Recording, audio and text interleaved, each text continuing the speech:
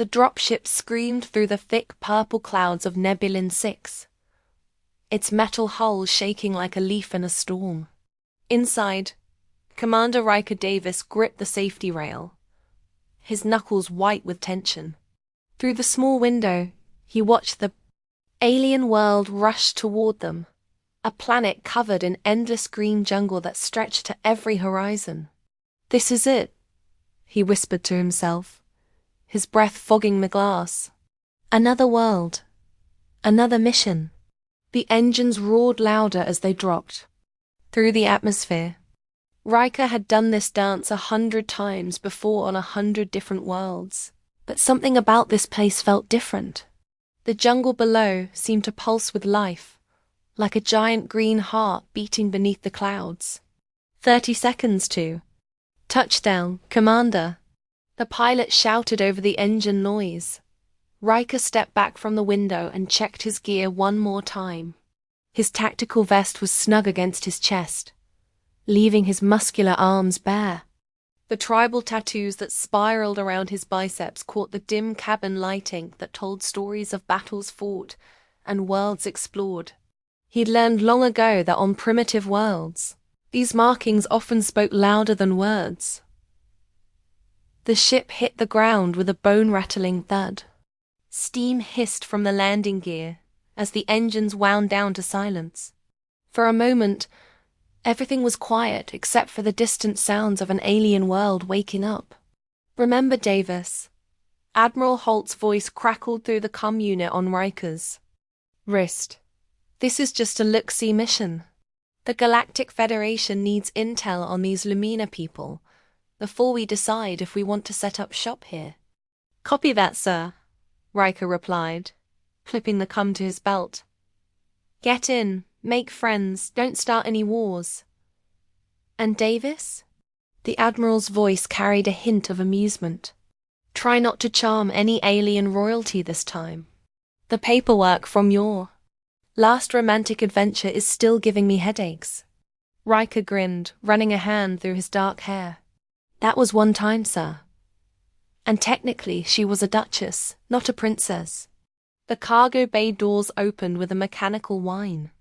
A wall of hot, humid air rushed in, carrying scents that made Riker's nose wrinkle sweet flowers mixed with rotting vegetation and something else he couldn't identify. The smell of a world that had never known human footsteps. He grabbed his pack and stepped onto the soft jungle floor.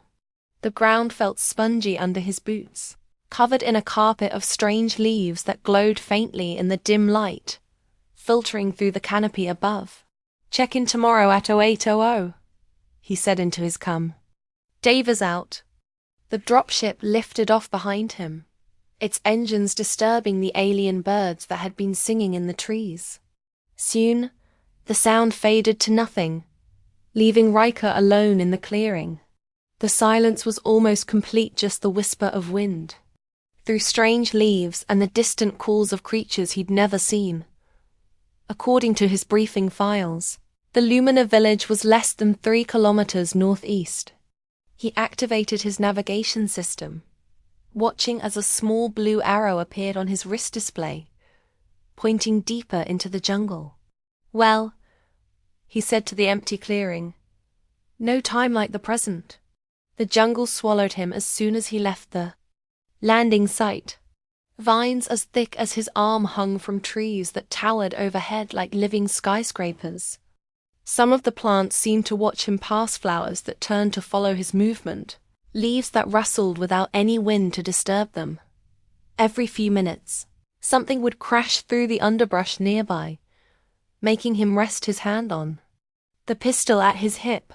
But whatever creatures lived in this green maze seemed content to observe from a distance. After an hour of hiking, sweat coating his skin despite the shade, he caught his first glimpse of the village. The buildings looked like they had grown from the earth itself rather than being built. Organic curves and flowing lines replaced the straight edges and sharp corners of human architecture. Soft blue light pulsed along the surfaces in patterns that reminded Riker of a heartbeat. "Beautiful," he murmured, stopping to admire the sight. As he approached the village edge, two figures stepped out from behind a massive tree. They were tall and lean, with skin that shimmered turquoise in the dappled sunlight. Glowing patterns covered their arms and faces like living tattoos. "Stop," one of them called out in surprisingly clear standard. "Who goes there, stranger?" Riker raised both hands, palms out in the universal gesture of peace. "Commander Riker Davis, Galactic Federation. I come with greetings and hopes for friendship." The guards looked at each other, their glowing markings pulsing faster. After a moment of silent communication, the lead guard nodded. "The chief has been expecting a Federation visitor," he said. "Follow me, but keep your hands where we can see them." As they walked through the village, Riker felt like he was being watched by 100 curious eyes. The Lumina people lined the pathway, their bioluminescent markings creating a soft light show of curiosity and wonder. Children peeked out from behind their parents, their large eyes wide with fascination. But it was one pair of eyes that captured his attention completely. Stood near the entrance of the largest building in the village, a structure that seemed to grow from the ground like a massive flower. Her silver hair fell in waves over her shoulders, catching the light like liquid metal. Her skin held the same turquoise glow as the others, but her markings were more intricate, more beautiful. They pulsed with a steady rhythm that seemed to match his own heartbeat. When their eyes met, she didn't look away. Instead, she studied him with a mixture of curiosity and suspicion that made him want to know what she was thinking. "Welcome, Commander Davis." The booming voice drew his attention to a broad-shouldered male approaching with arms spread wide. The patterns on his chest were more elaborate than any Riker had seen so far, marking him clearly as someone important. "I am Chief Foes of the Lumina people," the man continued, his smile genuine and warm. "We have heard stories of humans, but never had the honor of hosting one in our village. This is a day that will be remembered." "The honor is mine, Chief Foes," Riker replied, bowing his head respectfully. "The Federation hopes to build a friendship between our peoples." As do we, the chief said, clapping Riker on the shoulder with surprising strength. "You will stay with us and learn our ways. My daughter Anoya will show you where you'll sleep." The woman with the silver hair stepped forward, and Riker realized she was the one who had been watching him so intently. Up close, her blue eyes were even more striking, like looking into the deepest parts of Earth's oceans. "This way, Commander," she said, her voice cool and formal as winter frost as they walked away from the crowd. Riker could practically feel the tension radiating from her like heat from a fire. "You don't like having me here," he said. It wasn't a question. Anoya glanced at him, her expression unreadable. "My father trusts outsiders too easily. The last visitors to our world took what they wanted without asking. Why should you be different?" "Because I'm asking first," Riker said with a small smile. "And because I believe in earning trust instead of demanding it." She led him to a small dwelling at the edge of the village. The building was simple but comfortable, with the same organic curves as the others. Soft blue light emanated from veins in the walls, providing a gentle glow. "Rest tonight," she said, turning to leave. "Tomorrow you will begin to learn about us." She paused at the doorway, looking back at him. "Commander, our jungle holds many dangers.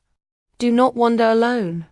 With that warning, she disappeared into the growing darkness, leaving Riker alone with his thoughts and the strange new world around him. Chapter 2. The Call of the Wild Night fell over Nebulin 6 like a velvet curtain studded with unfamiliar stars. The bioluminescent patterns on the village buildings grew brighter as darkness deepened, creating a soft blue glow that made everything look magical. Riker lay on the simple bed in his quarters, hands behind his head, staring up at the ceiling. The dwelling was comfortable enough, but sleep eluded him. His mind kept replaying the day's events. The chief's warm welcome, the villagers' curious stares, and most of all, Anoya's ocean blue eyes. A sound from the jungle made him sit up. It started as a low rumble, then grew into a roar that seemed to shake the very air. The sound was primal, powerful, and spoke of something large and dangerous prowling in the darkness beyond the village. Riker smiled to himself. He'd heard that sound before, or ones like it, on a dozen different worlds.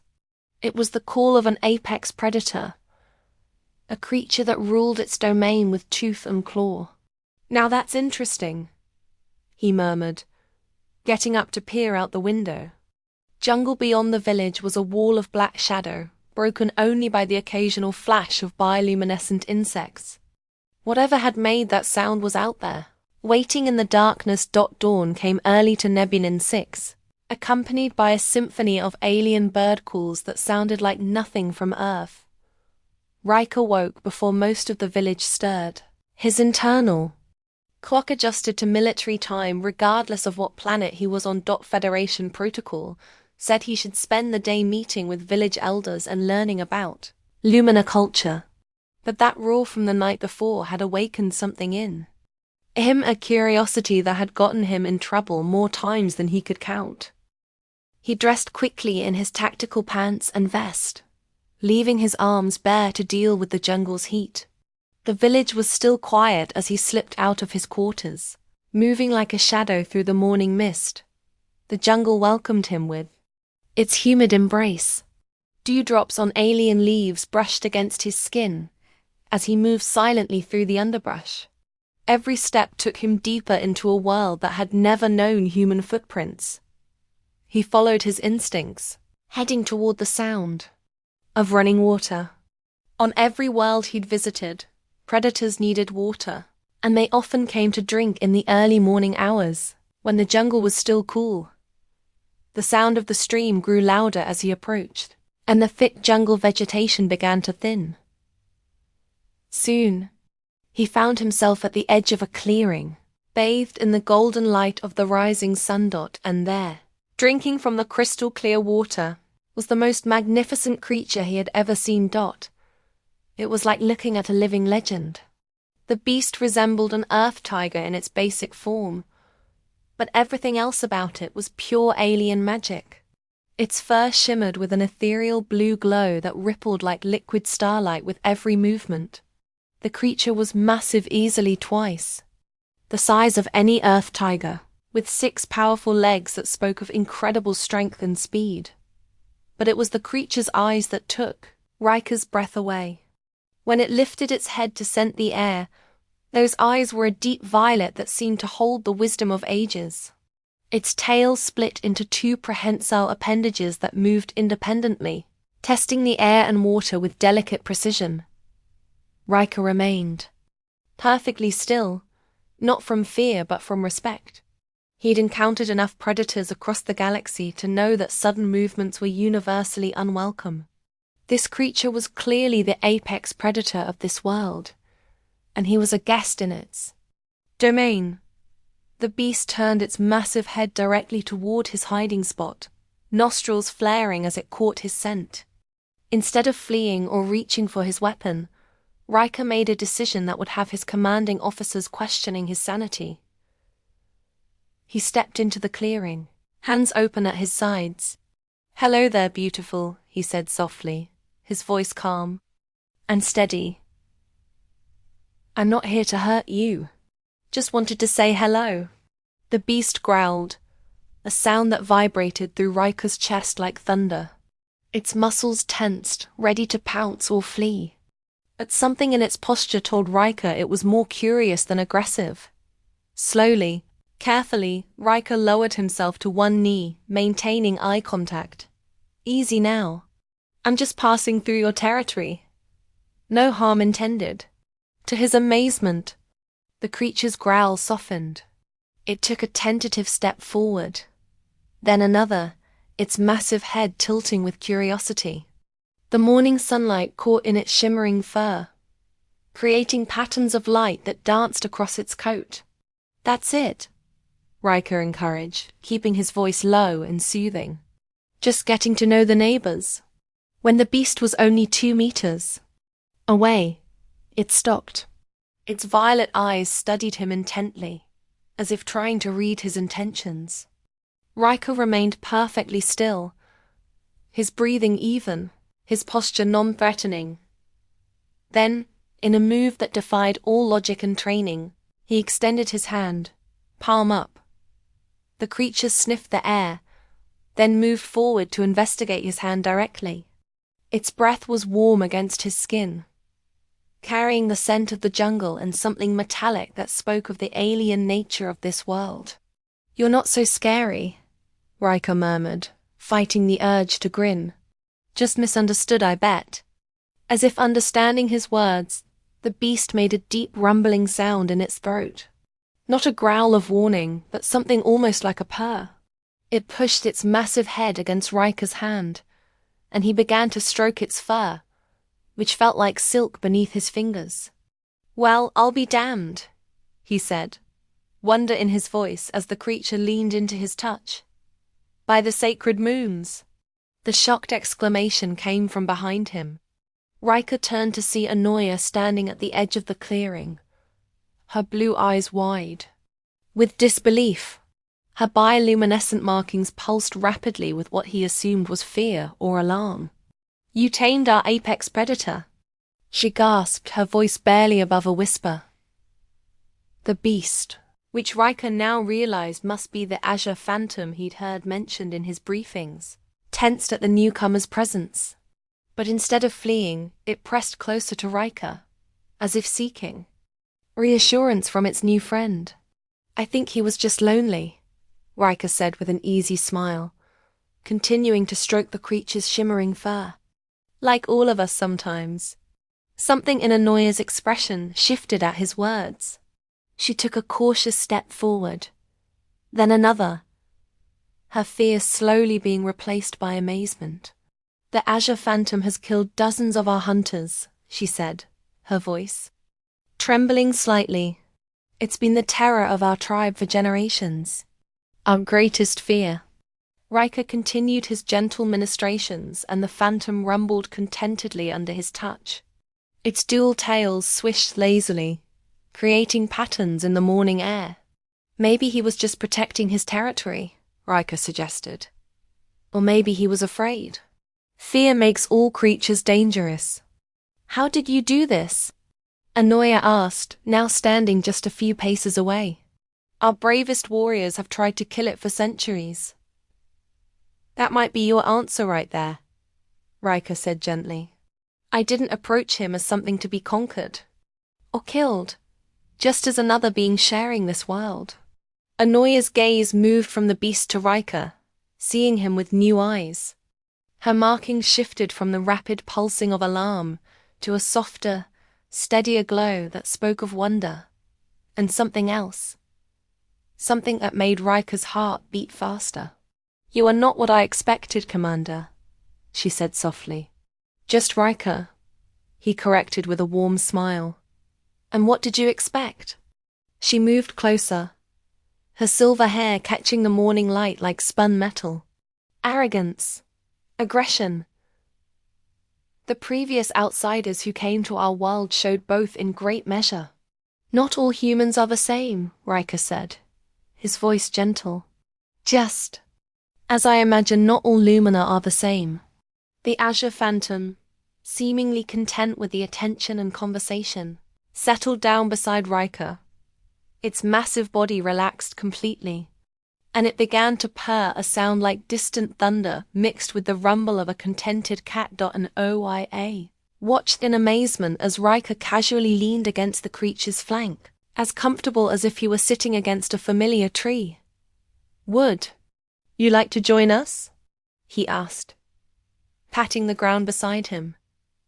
Hesitation flickered across her face like shadows on water, but curiosity won out over caution. She approached slowly, her movements graceful and deliberate, and sat beside him. Her body remained tense, ready to flee if necessary.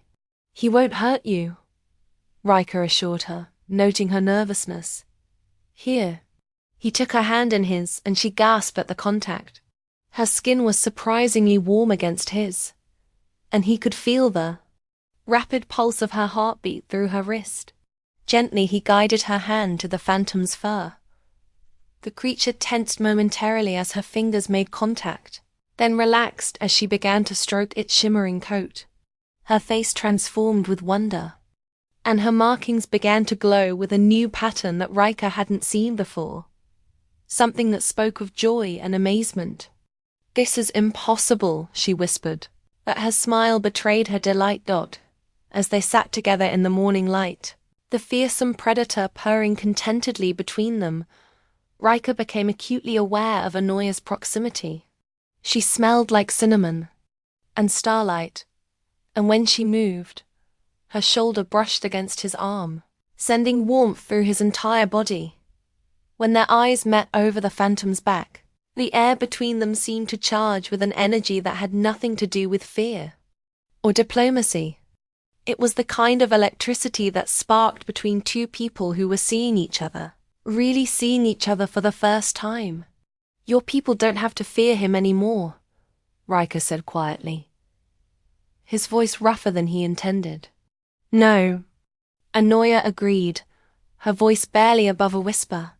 "But now I think I have something new to fear." "What's that?"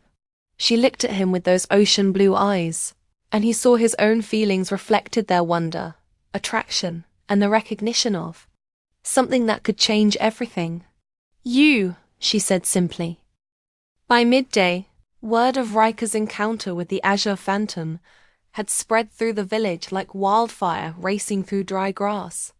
As he and Anoya returned from the jungle, walking side by side with an easy companionship that hadn't existed the day before, the Lumina people stopped their daily activities to stare. Children pointed with wide eyes while their parents whispered among themselves. The village's bioluminescent markings seemed to pulse in rhythm with their excitement and disbelief. Some of the villagers even approached the edge of the path, as if hoping to catch some trace of the legendary creature's scent on the strange human. "They're afraid," Riker observed quietly, noticing how the villagers maintained their distance, despite their obvious curiosity. "Amazed, not afraid," Anoya corrected, her shoulder occasionally brushing against his as they walked. Each contact sent a small thrill through him that he tried to ignore. "The Azure Phantom has been our tribe's greatest terror for generations. My great-grandfather lost his life to its claws, as did many of our strongest hunters. What you did today, it changes everything." They reached the village square, where a crowd had already gathered. The murmur of conversation died as they approached, replaced by an expectant silence that made Riker feel like he was walking onto a stage. Chief Foes emerged from his dwelling, his expression unreadable as he approached them. His bioluminescent markings pulsed with a steady rhythm that spoke of controlled authority. "Is it true?" he asked, his deep voice carrying across the suddenly silent square. "You made contact with the Azure One?" Riker nodded. "We did. He's not the monster your people believe him to be. He's intelligent, curious, and capable of friendship." A murmur rippled through the gathering crowd like wind through leaves. Some of the markings flickered with excitement, while others pulsed with skepticism. From the midst of the crowd, a tall, heavily scarred Lumina male stepped forward. Unlike the others, whose markings showed curiosity or wonder, his blazed with unmistakable anger. Riker could see the history of battles written in the scars that crisscrossed his arms and face. "This outsider makes a mockery of our traditions," he declared, pointing an accusatory finger at Riker. "The Azure Phantom has claimed the lives of our bravest warriors, including my own brother.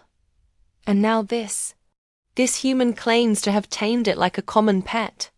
"Korith," Anoya said, her posture straightening defensively. "Commander Davis meant no disrespect to our fallen." "The creature responded to respect, not force," Riker interjected calmly. meeting the angry male's gaze without flinching. Not aggression. Perhaps that's why your hunters failed. Korith's markings flared brighter, and several people in the crowd gasped. You dare suggest our hunters lacked courage? Not courage, Riker replied, his voice steady and firm. Perspective. They approached the Phantom as an enemy to be destroyed. I approached him as a potential friend to be understood. The crowd's murmurs grew louder, their markings creating a chaotic light show of conflicting emotions. Some pulsed with consideration of Riker's words, while others flickered with doubt and fear. Chief Foes raised his hand, and the crowd fell silent. Korith, your grief for your brother is understood by all of us. But if the outsider has found a way to approach the Azure One without bloodshed, this could change everything for our people. Or bring the beast directly to our doorstep, Korith countered, his voice harsh with pain and anger. What happens when it follows its new friend into our village? How many more will die then? The anxiety in the crowd was palpable now, their markings pulsing in rapid, discordant patterns that made the village square look like a chaotic light show. I would never endanger your people, Riker said firmly, his voice carrying the authority of his years of command. The Phantom remained in his territory. He has no interest in the village or its people. Korith scoffed, his scarred face twisting with disbelief. You claim to know the mind of a beast after one encounter. Our hunters have tracked it for generations, studied its habits, learned its patterns. You know nothing. Perhaps that's exactly why Commander Davis succeeded where others failed, Anoya suggested, her voice gaining strength as she spoke. He approached without the history of conflict that clouds our interactions with the Azure One. Sometimes fresh. Eyes see what familiar ones cannot. Riker glanced at her, surprised and touched by her defense. Their eyes met briefly, and the intensity in her gaze sent a wave of warmth through his body that had nothing to do with the jungle heat, and everything to do with the growing connection between them. Chief Foes considered this, his markings settling into a thoughtful pattern. There is wisdom in my daughter's words. Tonight we will hold council to discuss this development. Until then, Commander, I ask that you refrain from further expeditions to the beast's territory. Of course, Riker agreed with a respectful nod. I have no wish to cause discord among your people. As the crowd began to disperse their conversations, resuming in hushed tones, Korith approached Riker. He stopped close enough that Riker could see the intricate patterns of his facial markings and the pain that lived in his eyes. Our ways are not yours, outsider, he said quietly, his voice heavy with loss. The Azure Phantom is not some puzzle to be solved by your Federation curiosity. It is a killer, and those who forget that end up dead. With that warning he stalked away, leaving Riker and Anoya alone in the gradually emptying square. I apologize for Korith, Anoya said softly, her markings dimming with embarrassment. His brother's death left deep wounds that haven't healed. No apology needed, Riker replied, watching the scarred warrior disappear into the crowd. I understand loss. It changes us, makes us see threats where none exist. Anoya studied him with those penetrating blue eyes. You speak as one who knows. We all have our scars, Riker said simply. Some are just more visible than others. They stood in comfortable silence for a moment, watching the village return to its daily rhythm. Children resumed their games, elders continued their conversations, and the normal sounds of life filled the air once more. Would you like to see more of our village? Anoya asked, breaking the quiet. There are places of beauty that might interest you. I'd like that, Riker said, meaning it more than he'd expected to Dot as they walked away from the square. Riker couldn't shake the feeling that something had changed between them during their encounter with the Azure Phantom. The suspicious, formal woman who had shown him to his quarters the night before was gone, replaced by someone warmer, more open. And if he was being honest with himself, he was changing too. The mission that had started as a simple reconnaissance was becoming something more complicated, something that involved not just diplomacy between worlds, but the connection growing between two very different people who were finding they might not be so different after all. The afternoon stretched ahead of them, full of possibilities and new understandings. But in the back of his mind, Riker couldn't forget Korith's warning or the pain in the warrior's eyes. The Azure Phantom might be willing to accept friendship, but not everyone in the village was ready to accept the implications of that friendship. Change was coming to the Lumina people, whether they were ready for it or not. And Riker found himself at the center of it all, with a beautiful woman by his side, and a dangerous predator as an unlikely ally. It was, he reflected, exactly the kind of situation that tended to get him in trouble. But as he glanced at Anoya and saw the way the light played in her silver hair, he couldn't bring himself to care about the complications ahead. Some troubles, he was learning, were worth the risk. Head tilted slightly. You are surprising, Red Davis. Most outsiders we've encountered have tried to impose their understanding on our world. You seem to seek understanding instead. The way she said his name sent another pleasant shiver down his spine. That's the whole point of exploration, he said with Asmal's smile, not to conquer but to learn. She led him toward a secluded area north edge of the village where a small stream created a natural boundary between the settlement and the jungle. Afternoon sun filtered through the canopy, casting dappled light across her turquoise skin, making her markings shimmer like stars. Our council will debate for hours, she said, sitting gracefully on a smooth stone beside the water. Some will fear change, others will embrace it. This ice away, Rika sat beside her, acutely aware of how their bodies nearly touched. And which are you, Anoya, one who fears change or embraces it? Her blue eyes met his unblinking. I have always been cautious of outsiders, but today her markings shifted to a pattern he hadn't seen before, a slow rhythmic pulsing that seemed to emanate from her core today. I saw something impossible become possible, Phantom. Yes, and she hesitated, her gaze dropping to his lips for the briefest moment, and the way you approached him without weapons, without fear. It was beautiful. The air between them seemed to charge with electricity. Riker felt drawn to her in a way that transcended diplomatic protocol or even basic caution. There was something in her eyes and the way her markings pulsed that spoke a language his body understood, even if his mind couldn't translate it. In my culture, he said, his voice lower than before, we have a saying, fear closes doors, courage opens them. In our culture, she replied, leaning slightly closer, we believe that when two souls recognize each other, the universe itself takes notice. Her hand moved to rest lightly on his forearm, her touch sending a jolt of electricity through his system. Markings on her fingers glowed brighter where they contacted his skin. And what happens then? Riker asked, his heart racing as he leaned imperceptibly closer. Then Anoya whispered, her breath warm against his face, we honor that recognition. The distance between them vanished as their lips met tentatively at first, then with growing certainty. Her mouth was warm, her taste exotic, like anything Riker had experienced before, where their skin touched her bioluminescent markings glowed with increasing intensity, casting a soft blue light that enveloped them both. Their concealed chamber hummed with tension as the Lumina elders gathered in a circular formation, their markings pulsing and agitated patterns. Riker stood in the center beside Chief Foes while Anoya watched from her designated place among female advisors. The kiss they had shared hours earlier still lingered on Riker's lips, a secret warmth amid the growing hostility in the chamber.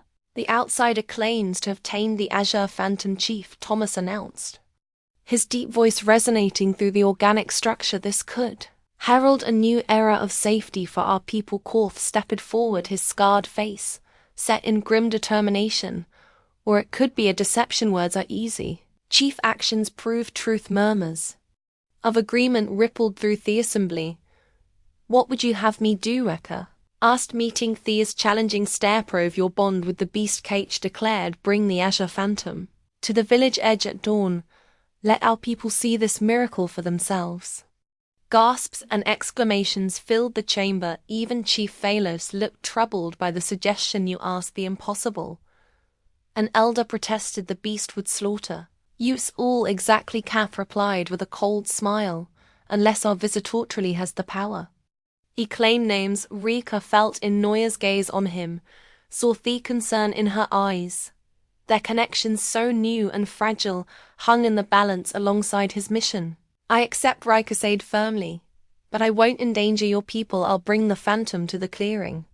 Beyond the eastern boundary, close enough to observe, far enough for safety before further debate could erupt. A commotion outside interrupted the council. A young luminous scout burst into the chamber, his markings flashing an alarm. P patterns, forgive the intrusion, Chief, he gasped. Strange vessels have landed in the Northern Valley. Metal skinned outsiders with machines that tear at the earth. They've established a perimeter and are advancing toward the Phantom's territory. The council erupted in chaos. Chief, those raised his hands for silence. How many? He demanded. At least 30, the scout replied, with weapons unlike any we've seen. Riker's jaw tightened. Mining Corporation muttered, probably Nexus Industries. They've been pushing into uncharted systems, stripping resources without Federation approval. You knew of this, Corf accused. No, Kerr answered sharply, but I know they type they won't respect your territorial claims or your customs to them. This planet is just another asset to exploit. Chief Thomas turned to Rika, his expression grave. What will these outsiders want with the Azure Phantom's territory? Probably not the Phantom itself, Hacker explained, but something beneath the surface, minerals, rare elements, something valuable. Anotto justify an unauthorized expedition. The implications settled over the assembly. Like a shadow, whatever the corporations sought, their presence threatened not just the village but the delicate ecosystem of Nebulin 6. We must prepare defenses, Kath declared, momentarily setting aside his animosity toward Wrecker. And I still intend to meet my challenge, right? Added, the Phantom may be key to understanding what's happening. These corporations don't just randomly select dig sites as the council dispersed. To prepare, Inya approached Wrecker, her markings pulsing in a pattern he was beginning to recognize as Conchantu. Impossible tasks in one day, she said softly. Even for a human that seems ambitious. Rika smiled, resisting the urge to touch her in front. Of the others I've faced worse odds. Have you? Her eye searched his.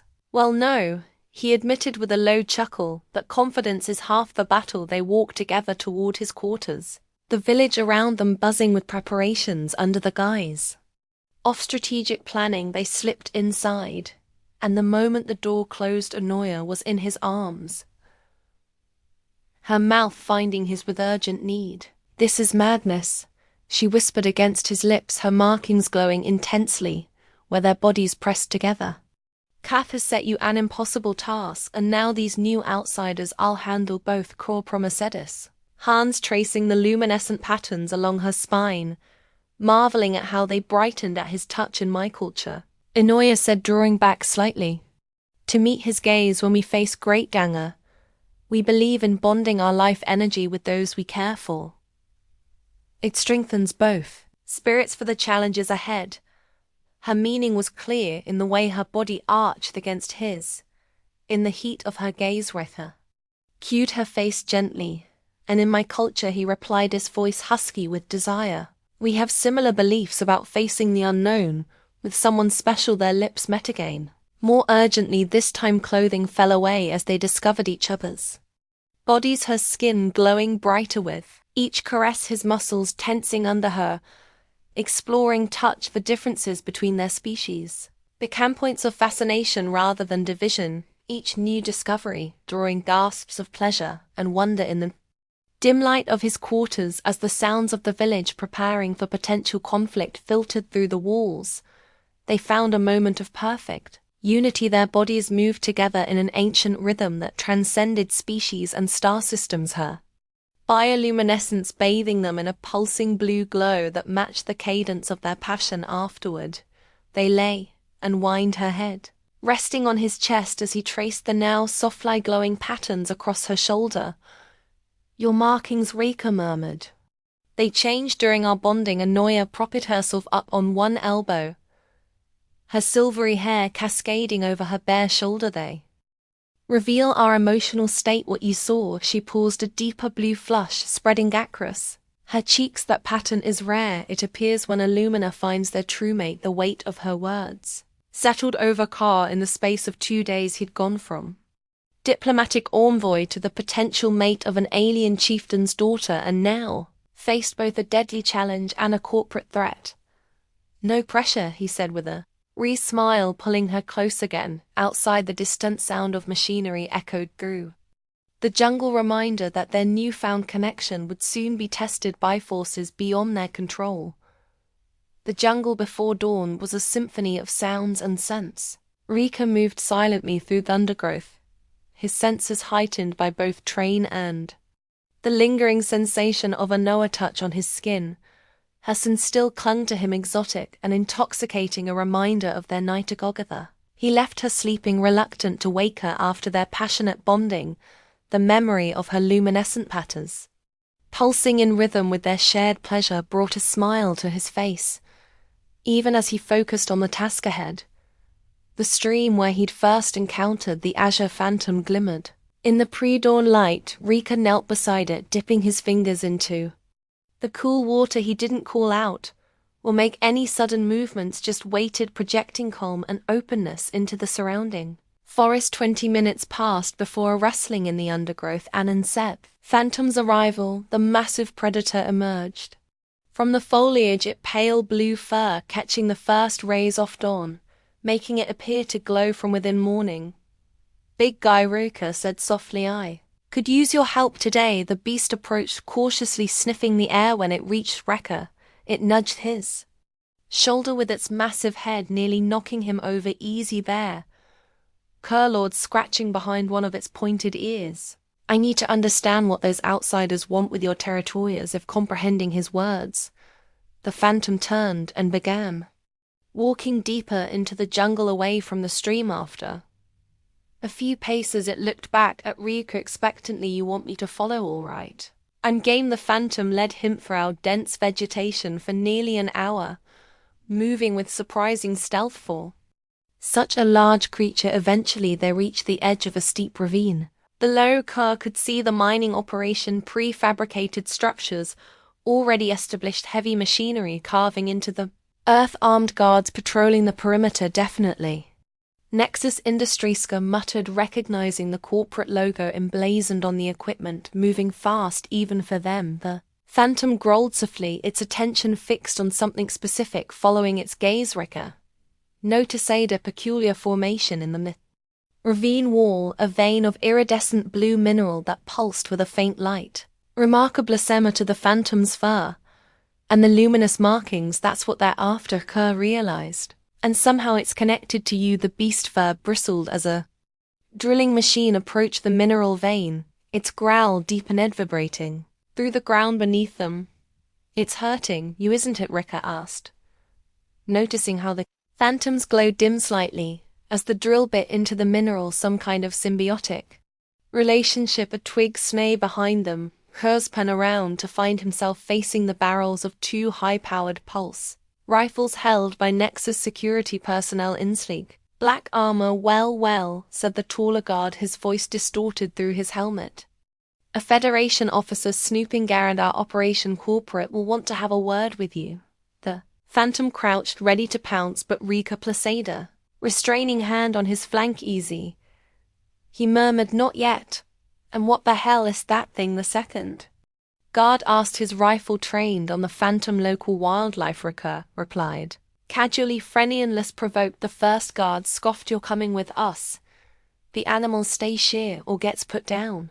I don't think either option works for me, Ruh said, tensing for action before the confrontation could escalate. A new voice called from behind the guards. Stand down, gentlemen, let's be civilized. A man in an immaculate white suit emerged from the jungle, flanked by 2 more armed guards. His silver hair and aristocratic features gave him the appearance of a corporate executive from a recruitment video. Commander Davis, he said smoothly, your reputation precedes you. I'm Director Harlow Nexus Industries. Your operation here is illegal. Stated flatly. This planet falls under Federation protection pending diplomatic relations with the indigenous population. Harlow smiled thinly. Technicalities, we prefer to think of it as accelerated resource allocation. The Federation moves too slowly for business needs. You're extracting a mineral that's biologically linked to both the locale predator species and the Lumina people. Kerr said, gesturing toward the Phantom Witch remained tense beside him. Your mining is causing harm to both Harrow's eyebrows rose. Slightly fascinating observation. Our scientists suspected a connection, but hadn't confirmed it. All the more reason to study this remarkable substance. Study, not extract. Wrecker countered. Commander, let's be practical. Harlow said, his tone shifting to one of forced reasonableness. We're prepared to offer the natives significant compensation, technically medicine, protection, all the benefits of joining the galactic community. Why not bring our proposal to their leadership? The Phantom growled, as if understanding the deception in Harrow's words. I think my friend here has a pretty clear opinion on your offer, Ricker said with a grim smile. Harrow's pleasant facade cracked slightly. That beast is nothing but an evolutionary accident. The mineral, what we're calling luminite, has applications that could benefit billions across the galaxy. Surely you can see Thegriator good here. What I see is corporate greed masquerading as altruism. Ricker replied, but sure, let's take your proposal to the village. I'm curious to hear how you'll spin this. Harrow's smile returned. Excellent, we'll dispatch a diplomatic team immediately.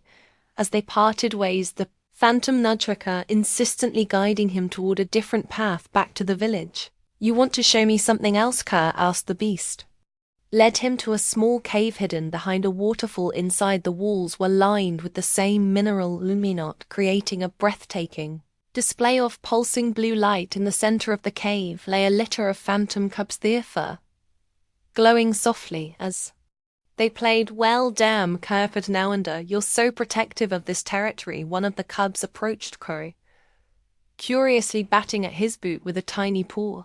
The Phantom watched, making no move to intervene, a display of trust that humbled Wrecker.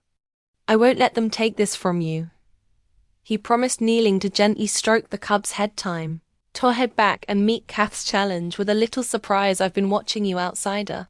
The voice startled Rhea as Het prepared to leave the Phantom's cave. He turned to find Korth emerging from the shadows, spear in hand, but not raised in threat.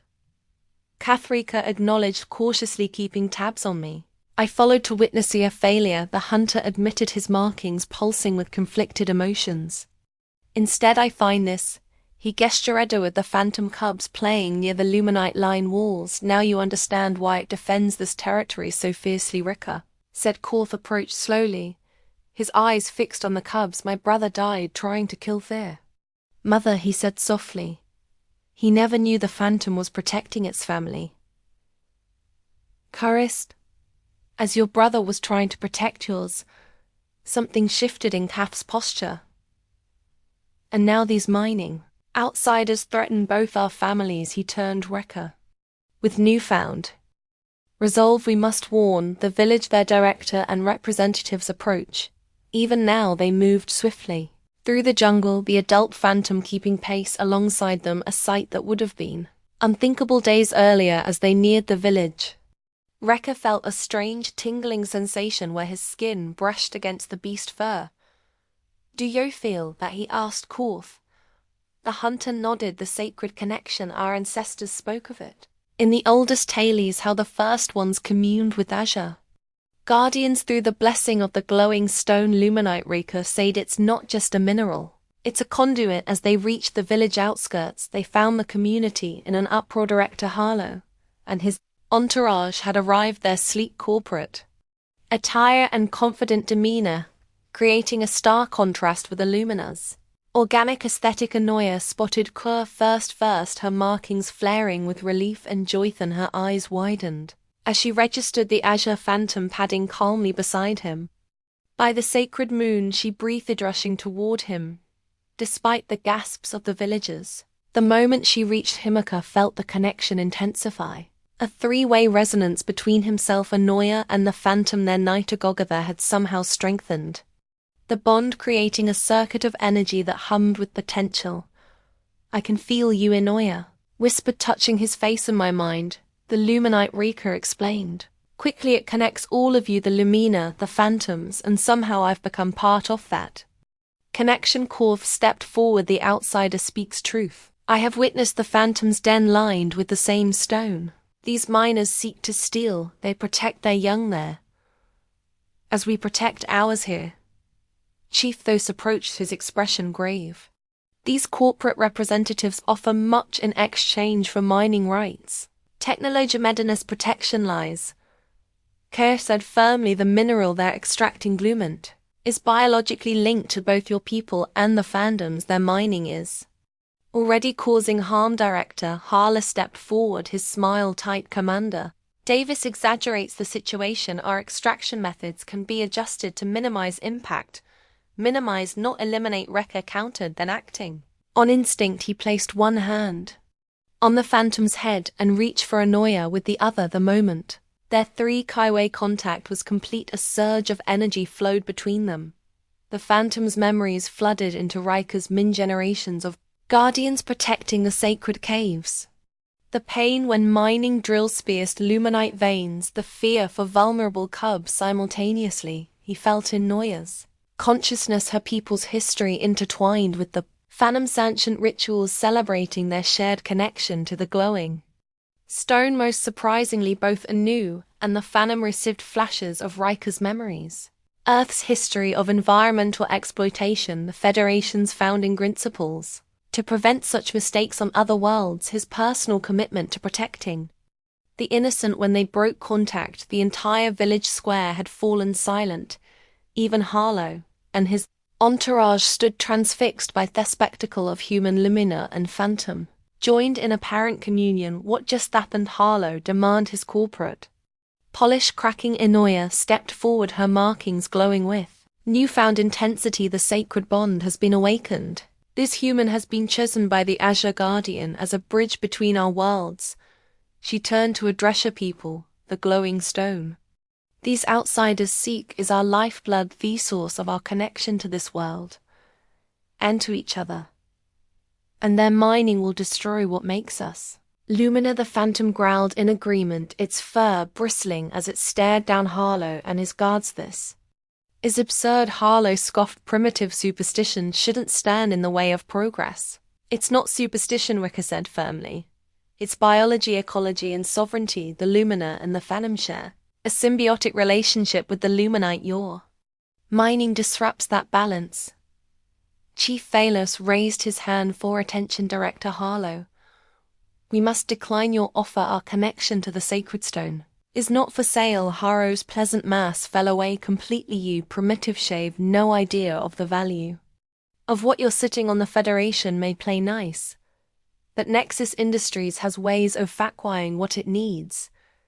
"Is that a threat?" Rat asked, quietly, his hand resting on the phantom's head. "It's business," Harl replied coldly. "We'll be in touch with that." He signaled his entourage to withdraw. As the corporate representatives departed, Korf approached Rika. "They will return with force," he stated grimly. "Then will be ready," Rika replied.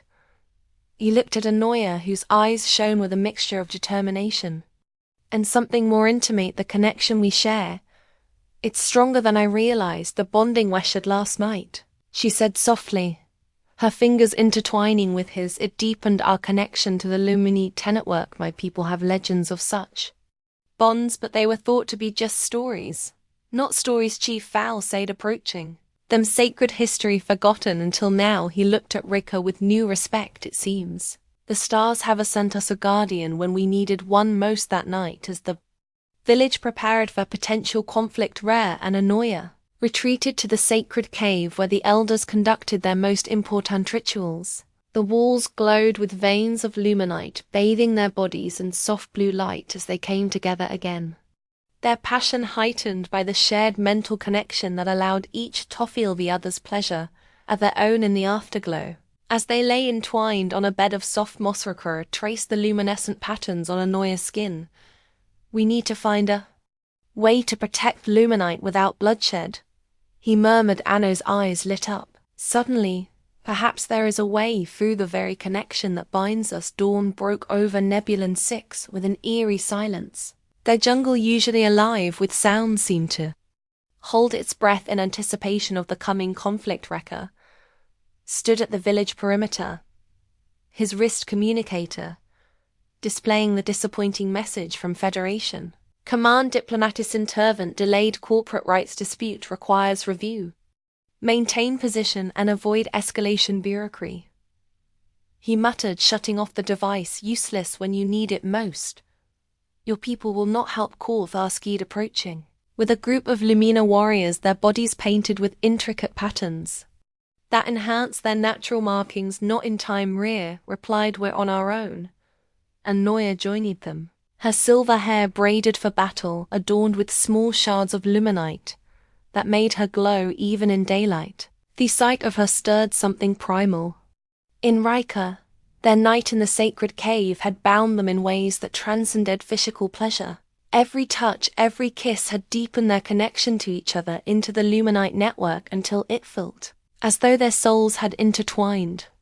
Then we fight with what we have, she said, her blue eyes fierce with determination. Azure Guardian has shown me something remarkable about the sacred stone. She led them to the edge of the village, where the adult phantom waited, surrounded by a small pack of its kind. 5 more massive predators that had answered some silent call. Holy K breathed, earning a smile from Manoa, who had grown fond of his human expressions. The luminite evolves when threatened. She explained. It has defensive properties that activate when those connected to it are in danger. That's why previous attempts to mine it failed. The mineral itself fought back.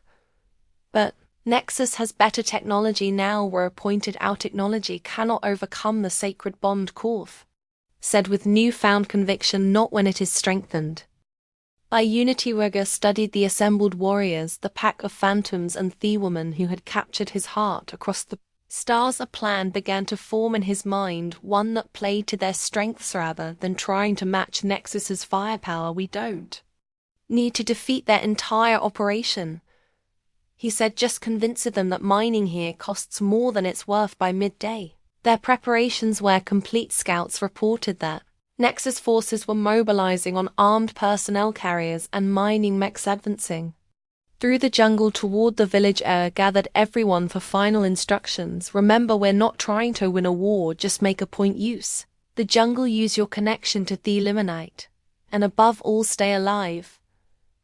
He turned to Anoya, pulling her close for armament that felt both private and eternal.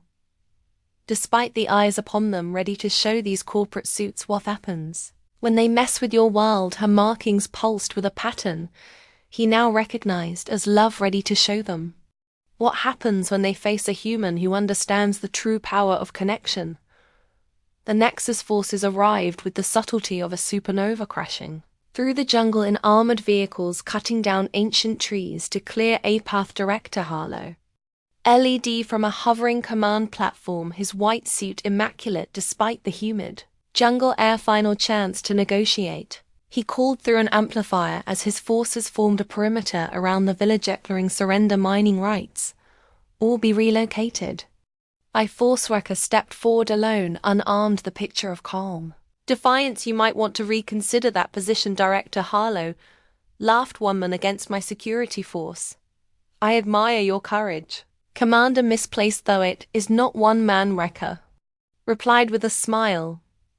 One connection. He placed his hand on a nearby tree trunk, where a vein of luminite ran just beneath the bark. Instantly, the mineral began to glow brighter, the light spreading from tree to tree throughout the jungle like a network.